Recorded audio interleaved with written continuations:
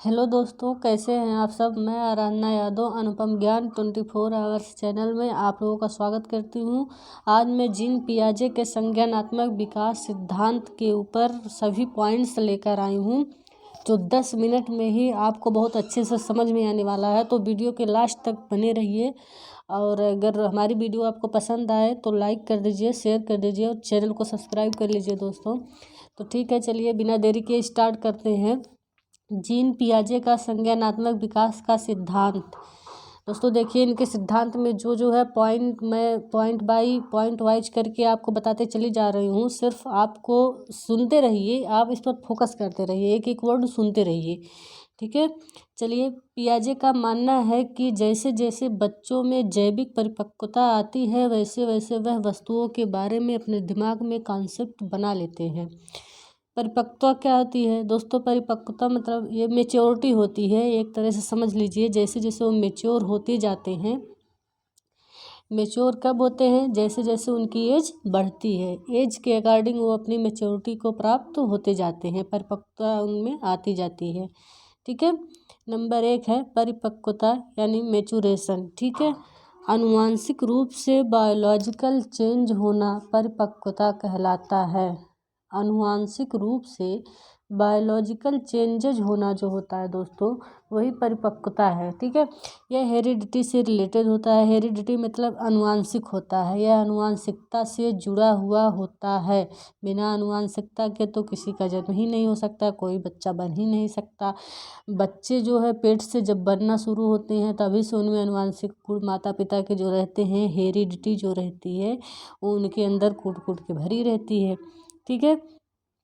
बड़े होने पर परिपक्वता आती है, श्योर है। जैसे जैसे वह बड़े होते हैं, मान लीजिए आज से उनका गर्भ में रोपण हुआ, और जैसे जैसे वो बढ़ते जाएंगे गर्भ में, गर्भ से बाहर आएंगे, वहाँ से जैसे जैसे बढ़ेंगे वो मेच्योर होते जाएंगे, ठीक है।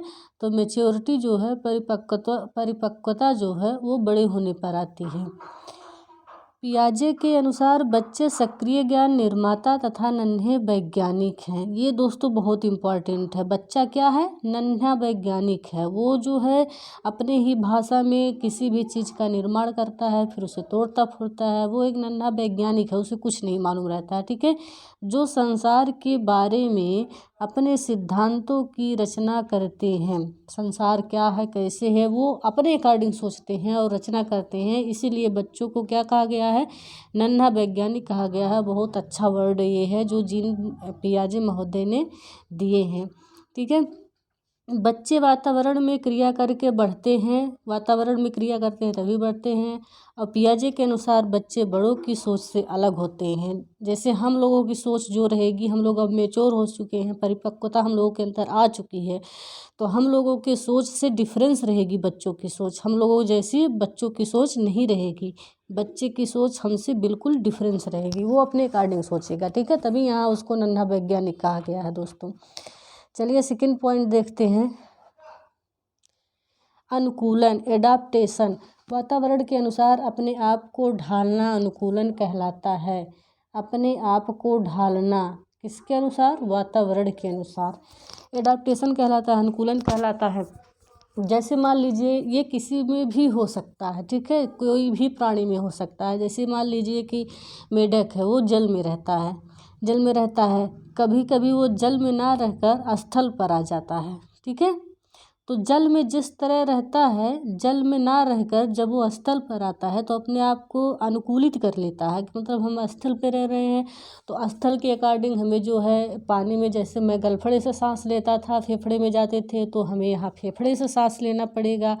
वहाँ पानी के द्वारा हमें ऑक्सीजन मिलती थी, यहाँ वायुमंडल से ऑक्सीजन मिलेगी। तो वो उस तरह से अपने आप को एडाप्टेशन कर लेता है, मतलब अनुकूलित कर लेता है कि हम उस जलीय वातावरण से निकल कर स्थलीय वातावरण में कन्वर्ट हो गए हैं, ठीक है। तो ये अनुकूलन होता है, वातावरण के अनुसार अपने आप को ढालना। तो बच्चा भी पहले गर्भ में रहता है, वहाँ का टेम्परेचर कुछ और रहता होगा, वहाँ से उसको भोजन कुछ और मिलते होंगे, फिर उसके बाहर आता है तो तमाम वातावरण तमाम गैसों के संपर्क में आता है, और ऐसे बहुत सारी जैविक चीज़ें हैं जिनके संपर्क में आता है। तो उसको अपने वातावरण के अनुसार वह अपने आप को क्या कर लेता है? ढाल लेता है। यही अनुकूलित है, ठीक है। आई होप कि आप लोगों को अच्छे से समझ में आ गया होगा। ये देखिए, इसकी दो प्रक्रिया होती है। किसकी? एडाप्टेशन की दो प्रक्रिया होती है। नंबर ए जो है आत्मसातकरण है, ये एसिमिलेशन है। इसको देखिए अच्छे से समझ लीजिए, ज़्यादातर इंग्लिश में ही नेम याद रखिए। एसिमिलेशन है, जिनको इंग्लिश नहीं आती है वो अपना हिंदी में कॉन्सेप्ट क्लियर कर लेंगे, ठीक है। इसमें देखिए क्या है, पूर्व ज्ञान को नए ज्ञान के साथ जोड़ना आत्मसातकरण कहलाता है। पूर्व ज्ञान को नए ज्ञान से जोड़ना मतलब मान लीजिए कि एक बच्चा जो है ब्लैक कलर के डॉग को देखा। एक दिन वो बैठा है, देखा कि एक भूरा कलर का भी आ गया, इसके पास भी 4 पैर है, कान है, 2 पूँछ है। तो देखा कि एक डॉगी तो है ब्लैक कलर का, मैंने देखा था। तो फिर दूसरी बार देख रहा है कि भूरा कलर का भी है। तो वो सोचने लगा, समझने लगा कि हाँ ठीक, अपने आप को समझाया कि ब्लैक कलर के भी डॉगी होते हैं और भूरे कलर के भी डॉगी होते हैं, ठीक है। क्योंकि 4 पैर इसके भी हैं, एक पूँछ इसके भी है, जैसे उसका शेप था वैसे इसका शेप है। तो यही आत्मसातकरण है, ठीक है। ये क्या है, पूर्व ज्ञान को, जो पहला ज्ञान था कि ब्लैक कलर का डॉगी है, उससे वो नए ज्ञान को जोड़ लिया, जो भूरे कलर का डॉगी उसको मिला, ठीक है। तो पूर्व ज्ञान को नए ज्ञान के साथ जोड़ना आत्मसातकरण कहलाता है, ठीक है दोस्तों। आगे और होगा आप लोगों को समझ में। चलिए पॉइंट नंबर बी देखते हैं। बी है समायोजन, एकोमोडेशन है, समायोजन है दोस्तों। इसमें देखिए, ज्ञान में परिवर्तन करके वातावरण के साथ तालमेल बिठाना समायोजन कहलाता है। ज्ञान में परिवर्तन करने का देखिए वजह ये है कि जैसे मान लीजिए कि मैं डॉगी को देखा था, बच्चा 4 पैर उसके हैं, एक पूँछ है, और उसी समय उसके सामने बिल्ली आ गई। बिल्ली को भी देख रहा है, 4 पैर है, एक पूँछ है, लेकिन डॉगी तो भौं भौं करके भूखता है, लेकिन बिल्ली म्याऊं म्याऊं करती है। तो उसको डिफरेंस नज़र आएगा कि शेप तो दोनों का एक ही जैसा है, बट ये अलग है और ये अलग है। तब उसको समझ में आएगा कि हाँ, सिर्फ डॉगी के ही 4 पैर नहीं होते हैं, बिल्ली के भी 4 पैर होते हैं। तो एक तरफ वो डॉगी को देखेगा और एक तरफ बिल्ली को देखेगा। ये समायोजन है, अपने आप को वो समायोजित कर लेगा कि हाँ, एक डॉगी भी इसी शेप का होता है और बिल्ली भी इसी शेप की होती है, लेकिन दोनों की प्रजाति अलग अलग है। वो समायोजित करेगा अपने आप को, अपने दिमाग में समायोजन कर लेगा, बैठा लेगा कि हाँ, ये इस शेप के 2 प्रकार के जीव होते हैं, ठीक है। थर्ड पॉइंट देखिए, थर्ड पॉइंट क्या है? थर्ड पॉइंट है दोस्तों साम्य धारण या संतुलन। यहाँ साम्य रहेगा, साम्य धारण या संतुलन। ये देखिए क्या है, ये साम्य धारण है दोस्तों, ये साम्य धारण बना लीजिएगा इसको, साम्य धारण या संतुलन। ये क्या है, इसके बारे में हम पढ़ते हैं। इसके द्वारा बच्चा आत्मसातकरण और समायोजन की प्रक्रियाओं के बीच संतुलन बैलेंस कर कायम करता है। यानी कि ऊपर जो हम देखे हैं कि 2 डॉगी में वो डिफरेंस देखा, कलर का डिफरेंस, तो उसको समायोजित किया। फिर डॉगी के शेप का बिल्ली देखा, उसका समायोजन अपने दिमाग में बैठाया। तो वो आत्मसातकरण जो है हेडिंग और समायोजन की जो हेडिंग ऊपर है, उन्हीं दोनों के बीच जब अच्छे से तालमेल कर लेता है, वो बैलेंस कर लेता है, दोनों को अच्छी तरह से बैलेंस कर लेता है और उसके दिमाग में स्थिर हो जाते हैं, तो वही साम्य धारण या संतुलन कहलाता है। वही एक प्रकार का संतुलन होता है। आई होप कि आपको समझ में आ गया होगा। चलिए पॉइंट नंबर 4 देखते हैं। पॉइंट नंबर 4 क्या है? स्कीमा। दोस्तों schema, this is very important. Schema क्या है? स्कीमा सूचना को संगठित और प्रतिपादित करता है। मानव शिशु में स्कीमा प्रवृत्ति और प्रतिक्रिया जन्मजात होती है। दोस्तों ये सूचना को संगठित और प्रतिपादित करता है। कोई भी सूचना पाता है बच्चा, उसको कलेक्ट करता है, फिर उसको दूसरे को बताता है, प्रतिपादित करता है, ठीक है। मानव शिशु में यानी कि मानव के अंदर जो दिमाग होता है, जो बुद्धि होती है, वो उसके शिशु में भी पहुंच जाती है और ये जन्मजात होती है, यानी ये आनुवांशिक होती है बच्चे के अंदर, ठीक है। चलिए नेक्स्ट पॉइंट देखते हैं। पियाजे ने संज्ञानात्मक विकास की 4 अवस्थाएं बताई हैं। नंबर 1 है संवेदी पेशीय अवस्थाएं, यानी कि ये 0 से 2 वर्ष होती है। जब जन्म लेता है बच्चा तो जन्म से 2 वर्ष तक कौन सी अवस्थाएं होती हैं? संवेदी पेशीय अवस्थाएं। ये दोस्तों समझते रहिए, जीन पियाजे के अकॉर्डिंग है, ठीक है। जीन पियाजे से सारे पॉइंट है, तो समझते रहिए कि ये सब चीज़ जीन पियाजे के अकॉर्डिंग है, उन्होंने ही दिया है।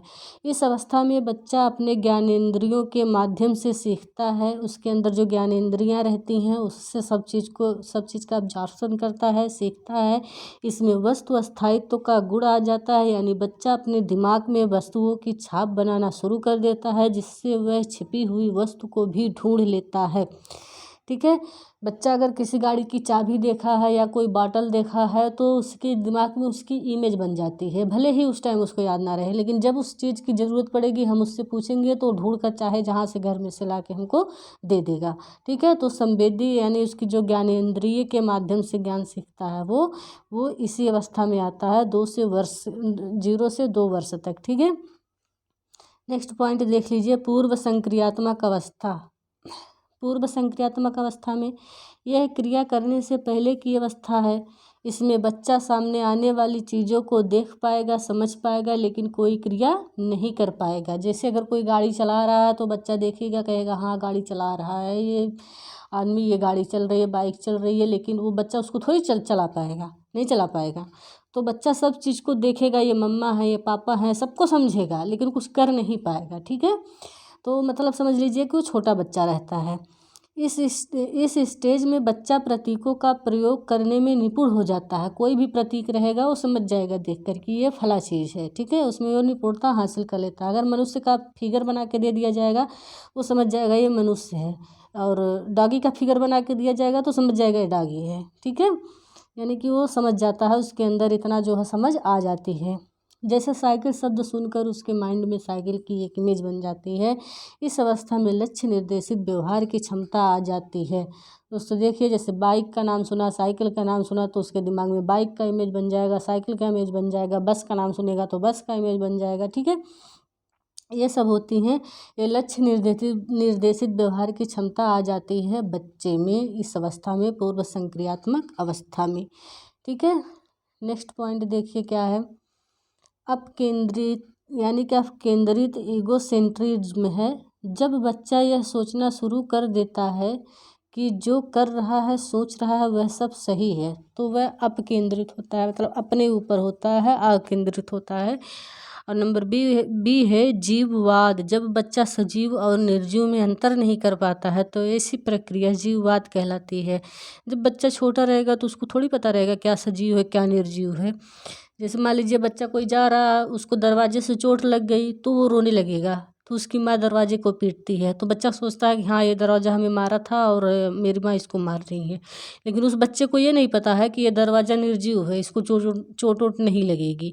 ठीक है, उसको जीववाद में यही आएगा कि वो सजीव और निर्जीव में फ़र्क नहीं कर पाता है। ठीक है दोस्तों, चलिए नेक्स्ट पॉइंट आपको समझ में आ रहा होगा जहाँ तक मेरी सोच है। अगर जो भी प्रॉब्लम है आप कमेंट बॉक्स में ज़रूर बताइए। आप पलटावी अवस्था होती है, इरिवर्सिबिलिटी होती है दोस्तों। इसमें बच्चा वस्तुओं, संख्याओं, समस्या आदि को उलटना पलटना नहीं जान पाता है, यानी कि कोई भी चीज़ है उसको उलटना पलटना बच्चा नहीं जान पाएगा। जैसे मान लीजिए जल को जमा कर बर्फ़ बना दिया जाता है, बर्फ़ बन जाएगा तो बर्फ़ का टुकड़ा देखेगा, लेकिन उसको ये दिमाग में नहीं रहेगा इस बर्फ़ को जल कैसे बनाए। ठीक है, ऐसे तमाम चीज़ें हैं, कोई संख्या ही डिजिट ही ले लीजिए, अगर उसको उलट दीजिए तो उसको सीधे नहीं कर पाएगा, उसी तरह से उसको देखता रहेगा, उसके अंदर ऐसा ज्ञान डेवलप नहीं रहेगा। ठीक है, तो वो इरिवर्सिबिलिटी के अंतर्गत आता है। ठीक है दोस्तों, नेक्स्ट पॉइंट देखिए क्या है, मुद्रा संप्रत्यय भार ऊंचाई की योग्यता। इसमें देखिए क्या है, मुद्रा संप्रत्यय भार ऊंचाई आदि की कमी इसी अवस्था में होती है। किस अवस्था में होती है दोस्तों, ये तो हम पॉइंट वाइज करके देखते चले जा रहे हैं। किस अवस्था में इसकी जो है होती है, पूर्व संक्रियात्मक अवस्था में, ये सभी पॉइंटें आएंगे पूर्व संक्रियात्मक अवस्था में। तो मुद्रा संप्रत्यय भार ऊंचाई की योग्यता इन सब की कमी होती है पूर्व संक्रियात्मक अवस्था में। यानी कि अगर उसको नोट दिया जाए और सिक्का दिया जाए तो वो सिक्का को ही पकड़ेगा, क्योंकि उसको नोट की वैल्यू, अगर उसको 10 का सिक्का दे रहे हैं और 2000 की नोट दे रहे हैं तो सिक्का ही पकड़ेगा, नोट नहीं पकड़ेगा, क्योंकि उसकी वैल्यू उसको नहीं पता है कि इस कागज़ की कीमत कितनी है, इस सिक्के से ज़्यादा है। ठीक है, और यह है देखिए यहाँ ई है केंद्रीकरण। एक समय में किसी वस्तु की केवल एक विशेषता पर ध्यान दे पाने की प्रवृत्ति को केंद्रीकरण कहते हैं। बच्चा किसी एक ही विशेष वस्तु के बारे में सोचता रहता है, उस पर केंद्रित रहता है जब तो वहाँ केंद्रीकरण होता है। और संरक्षण कंजर्वेशन जो होता है, कंजर्वेशन देख लीजिए क्या होता है। अगर किसी वस्तु के साइज आकार में बदलाव कर दे तो उसकी क्वांटिटी पर कोई प्रभाव नहीं पड़ता, लेकिन बच्चा उसको समझ नहीं पाता है। देखिए मान लीजिए एक जो है लंबी सी गिलास ले लेते हैं, कैसी गिलास, लंबी सी गिलास ले लेते हैं, और एक इससे छोटी गिलास लेंगे लेकिन इससे चौड़ी रहेगी, ठीक है, इससे छोटी लेंगे और इससे चौड़ी रहेगी, तो जितना पानी इसमें आएगा उतना पानी इसमें आएगा, जितना दूध इसमें आएगा उतने दूध इसमें आएगा। तो बच्चा जब देखेगा तो लंबी वाली ही चीज़ लेगा, उसको क्वांटिटी नहीं पता रहती है कि ये छोटी है तो क्या, लेकिन इससे चौड़ी है, जितना चीज़ इसमें है उतनी चीज़ इसमें है, तो वो लंबी वाली चीज़ लेता है, ठीक है। ये बच्चों में गुण रहता है, वो क्वांटिटी को पहचान नहीं पाते हैं, छोटी बड़ी वस्तुओं को देखकर बड़ी वाली वस्तुओं का चुनाव करते हैं, ना कि छोटी वाली के, जबकि दोनों में सेम रहता है। आई होप कि आप लोगों को अच्छे से समझ में आ गया होगा कंजर्वेशन। चलिए जी देखते हैं क्या है इसमें। क्रमबद्धता है, क्रमबद्धता के बारे में देख लीजिए क्या है। इसमें बच्चा वस्तुओं तथ्यों को उनके आकार में रखना नहीं सीख पाता है, यानी कि कोई छोटी बड़ी वस्तु दे दे तो कह दे पहले छोटी वाली वस्तु लगाओ फिर बड़ी वाली वस्तु लगाओ, या पहले बड़ी लगाओ, तो उसको नहीं समझ पाएगा। दोनों को एक ही में साट कर छोटा बड़ा जैसे उसको समझ में आएगा सेट कर देगा, ठीक है। तो नंबर 3 देखिए यहाँ है मूर्त संक्रियात्मक अवस्था। ये 7 से 11 वर्ष के बीच होती है मूर्त संक्रियात्मक अवस्था। इसमें देख लीजिए दोस्तों क्या है। इस अवस्था में बच्चा सामने रखी हुई चीज़ों को देखकर ही कुछ कर पाता है या उन पर चिंतन करना शुरू कर देता है। अगर कोई वस्तु बच्चे के सामने है तभी वह उसके बारे में सोचेगा, अन्यथा नहीं सोच पाएगा।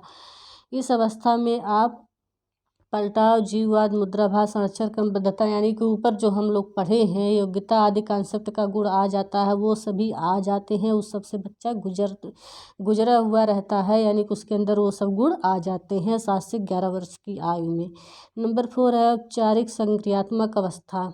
औपचारिक संक्रियात्मक अवस्था में देखिए यह संज्ञान की सर्वोच्च अवस्था है। इसमें बच्चा अमूर्त चिंतन करने लगता है। निगमनात्मक तर्कणा की शक्ति भी बच्चों में विकसित होने लगती है। इसमें बच्चा नियमों के ऊपर तर्क करने लगता है, यानी बच्चा को कोई नियम दे दिया जाएगा तो उस पर तर्क वितर्क करेगा, उससे जो भी रिलेटेड चीज़ें रहेगी खोज लेगा, उसको समझ लेगा। ये 7 से 11 वर्ष की आयु में होता है और उसके अंदर तर्कणा शक्ति का विकास बहुत ज़्यादा हो जाता है। सर्वोच्च ज्ञान की अवस्था ये होती है दोस्तों, इसको सर्वोच्च ज्ञान की अवस्था ही मानी गई है। ये अमूर्त चिंतन करने लगता है, यानी जो ज्ञात नहीं है उसके बारे में भी सोचने लगता है इस अवस्था में बच्चा, मूर्त संक्रियात्मक अवस्था में, ठीक है। तो आई होप कि आपको समझ में आया होगा, और अगर समझ में आया हो तो चैनल को सब्सक्राइब कर लीजिए। चैनल का नेम है @अनुपम ज्ञान 24 आवर्स दोस्तों, ये सर्च करिए, लिंक मिल जाएगा। और इसके जितने भी पार्ट आप नहीं देखे हैं जाके देख लीजिए, नेक्स्ट वीडियो में पीछे दिया गया है सब, चैनल में जाके सब्सक्राइब कर लीजिए और शेयर कर दीजिए। सो धन्यवाद, थैंक यू।